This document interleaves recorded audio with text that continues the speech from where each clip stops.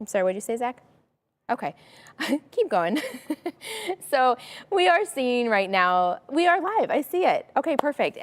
So feel free to comment where you're at, what you're experiencing. I know that a lot of locations have actually lost power, especially in the Summit County area, over 4,500 power outages there, Erie County as well. So I'm going to just go through a couple of our graphics. I'll also give you storm reports that we've received from the National Weather Service, including a wind gust of 74-mile-per-hour winds in Fairport. That is a Category 1 hurricane. So this is why the winds were such a huge part of the story. Now, this is what it looked like at 2:40 in the morning. I was driving into work around 2 a.m. and I was trying to beat that snow because you see that it was hovering right over Cleveland, about half and half at 2:40 a.m. And as we've moved into the morning, temperatures have plummeted and now we are all seeing snow. So let's put this radar into motion here. This is a current view of I-90 at Vrooman. It's icing over the camera a little bit. It's got the wobble, the shake here too, because it is still breezy outside, causing lowered visibility. So all of that rain gradually shifted over to snow. We currently have this almost blizzard-like band of snow that has been rolling through our area, currently impacting areas in northern Ashtabula County, like in Ashtabula, Austinburg, Pierpont. All of those communities currently dealing with really low visibility, and you could see a quick coating of snow, 1 to 2 inches of snow will be possible with that band, but thankfully it is starting to move out of our region. Otherwise, we have lighter snow down to the south, but even as this batch of snow, which does look like it's going to be the worst in terms of new accumulation right now and until about, let's say 10, 11 a.m., I do think that we're still going to have that snow globe feeling because it has snowed and the wind is going to continue. So it's going to keep making the visibility be an issue throughout the day today. And that's one of our bigger concerns, along with the fact that the winds don't subside. It's going to be a long wind event, and also how cold it is outside. So a couple things to discuss in terms of our summary here, because there is so much. This is a multi-day event, and it's also a multi-layer, multi-impact event that we are dealing with. So shovelable snow for much of our region. I think that as a rule, if you don't live in the snow belt, 2 to 5 inches of snow is going to be likely for you. But lake effect snow is going to continue as we move into Saturday and Sunday. Lake effect meaning mostly the snow belt. And so that's where we could see additional snowfall totals tonight, parts of Saturday, maybe even into Sunday. It's still a little bit of a question mark. So that is going to be something that we continue to monitor. If you live in the snow belt, you know, I grew up in the snow belt. I know that it can be so fickle. So it is going to be something that we continue to tweak a little bit for you. But what we're confident on and what we're already seeing, the dangerous cold. I poked my head outside just so I could feel that huge drop in temperatures. When I left for work this morning, it was about 41 degrees or so in downtown Cleveland. And now it has a wind chill in the negatives, so a massive drop when most of us were asleep. And those gusty winds, 40 to 55-mile-per-hour winds, that's making it feel colder, and it's also going to lower visibility, make it blizzard-like at times.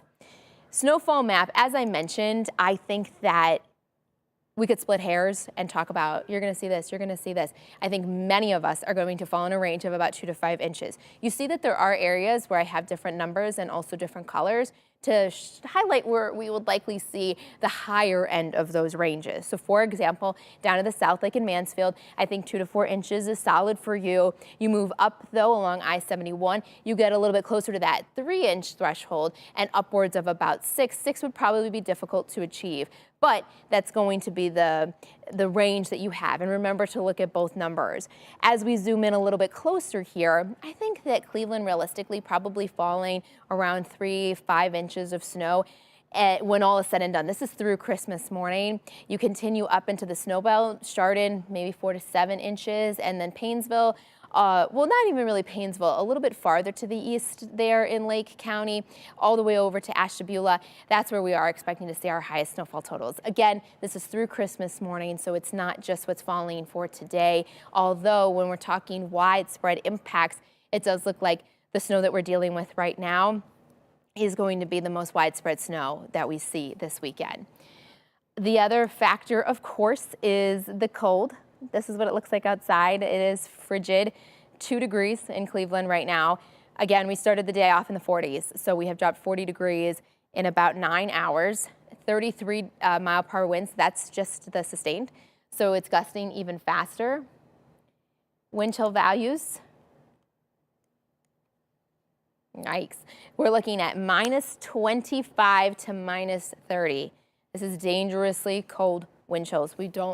You can get frostbite really fast if you lose power for a long period of time. When we are experiencing power outages across the area, call up a friend, try to get someplace so you can stay warm. It is going to be this cold all day today because the temperatures don't warm and the winds don't back off. We'll start to feel those winds decrease throughout the weekend, but it's going to take its grand old time, and it's just not a glorious weekend. A lot of people think when it comes to winter storms, it's the snow, it's the snow, it's the snow, it's the totals. But in this scenario, I think that when we look back, say it's 2028, and we look back to Christmas of 2022, we're going to remember the cold, we're going to remember the wind. Not so much the snow. Although that does still create impacts, it creates travel hazards and difficulties on the roads, absolutely. Let's see, a couple other things that I wanted to just get to you. Oh, if you're going to the Browns game, it is going to be frigid, clearly. This is at 11 a.m. tomorrow morning, 5 degrees.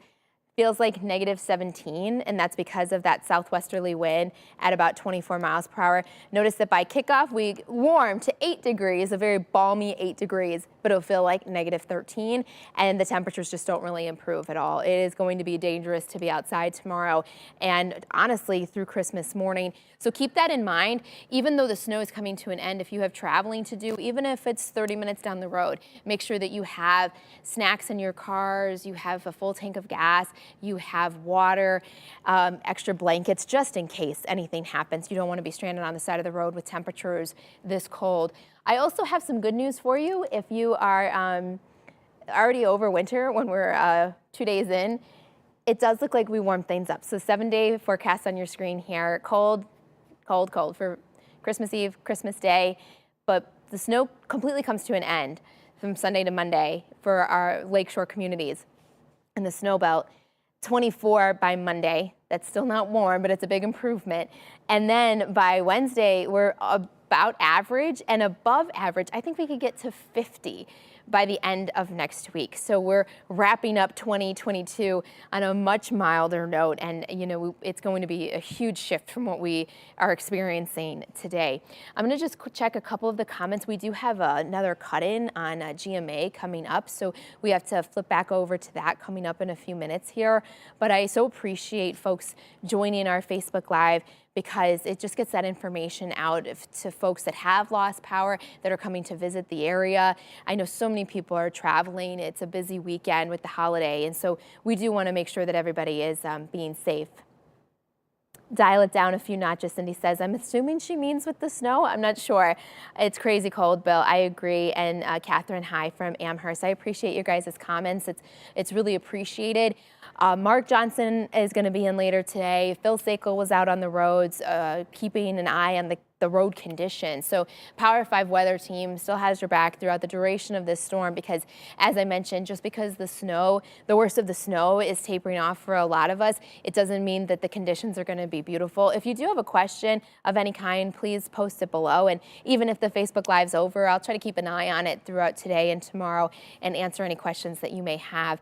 But all I want you to do is, while the snow is still falling and there's low visibility, using that extra caution